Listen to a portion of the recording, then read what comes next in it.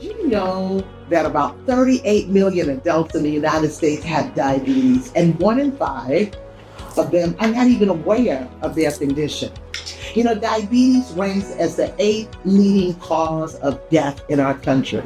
And furthermore, when we think about disparities, the Black and Hispanic communities are much more affected, 75% more likely to be diagnosed with diabetes compared to non-Hispanic white population. Hello, my name is Jean Drummond, President and CEO of Healthcare Dynamics International, and we are excited to bring you Voices. Voices stands for Vital Opportunities to Improve Care, Equity, and Sustainability. You know, November is Diabetes Awareness Month, and on today's Voices series, we're going to discuss the signs of diabetes, the risk factors, and disparities in diabetes. Thank you so much, Mrs. Drummond, for spotlighting diabetes.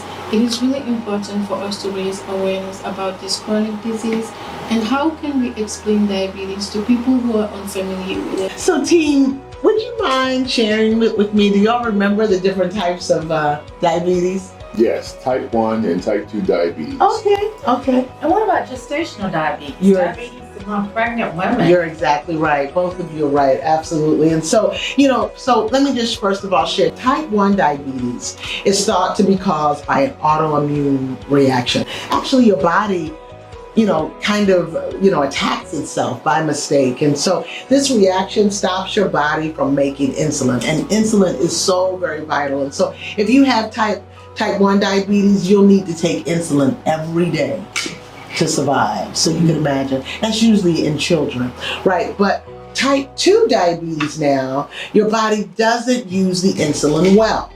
And so, you can't keep your blood sugar at normal levels, and it develops over years, and it's usually diagnosed in adults, whereas type 2 is usually more in children. So let's talk about gestational diabetes. So gestational diabetes, you're exactly right, Shonda, is with women when they are pregnant.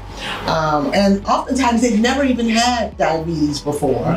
And so if you have gestational diabetes, unfortunately your baby could be at a higher risk for developing health conditions later. Yeah. So, according to CDC, the signs of diabetes, can be many.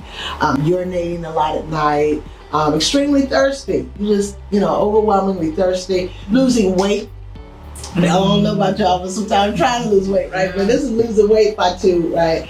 Without trying. You're really hungry, or, blurred vision, numbness and tingling in your feet and fingers, being very tired, exhausted.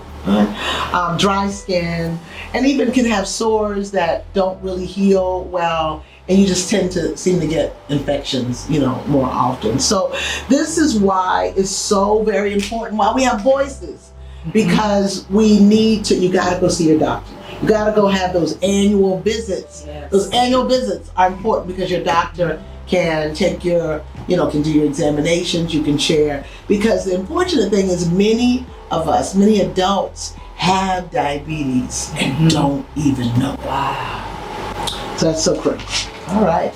Fatu, earlier you were sharing some amazing data from the American Diabetes Association, who is, certainly the nation's leading organization providing so much valuable educational material. Can you share some of those data points with us? Yes. According to the Diabetes Association, the rates of diagnosed diabetes in adults by race or ethnic background are 13.6 of American Indians or Alaska Native adults, 12.1% of non-Hispanic Black adults, and 11.7% of Hispanic adults. For Asian Americans, it's 9.1%, and for non-Hispanic white adults, it's 6.9%. So when we look at the data and see the disproportionate impact on minorities, racial and ethnic minorities, we have to think about the social determinants of health, or, the non-medical drivers of health. And these factors we know are so important, and they really increase the risk of a person having diabetes. So when we think about such risks as education, adults with less than a high school education have a higher prevalence of diabetes.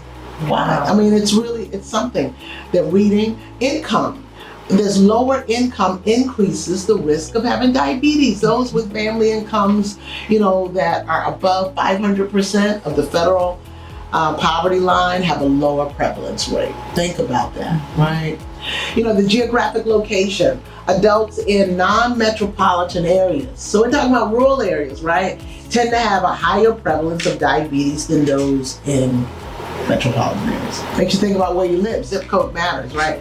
So almost 95% of people in the United States affected with diabetes have type 2 diabetes, right? It's mostly in adults. But healthy, nutritious foods and regular exercise, something I haven't been getting too much lately, but I'm gonna get back in. I promise, Byron, I'm gonna get back in, are key to really preventing type 2 diabetes. And so, yeah, it's really something else.